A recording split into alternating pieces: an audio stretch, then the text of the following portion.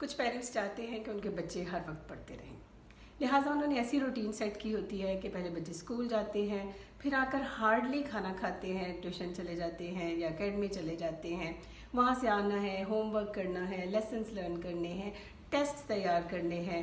कभी स्कूल के टेस्ट अलग हो रहे होते हैं, अकेडमी के टेस्ट अलग हो रहे होते हैं। अगर आप ये समझते हैं कि आपका बच्चा वाकई इतने आवर्स में पढ़ रहा है और कुछ लर्न कर रहा है, तो बिलीव मी, ऐसा नहीं होता। Human brain is not like a machine जहाँ इन्फॉर्मेशन आ रही है, इन्फॉर्मेशन प्रोसेस हो रही है और मेमोरी का हिस्सा बन रही है। आप चाहें तो एक दिन खुद ज़रा ट्राई करके देखें कि आप कितने घंटे तक स्टडीज़ पे फोकस कर सकते हैं। Human brain has a capacity to learn.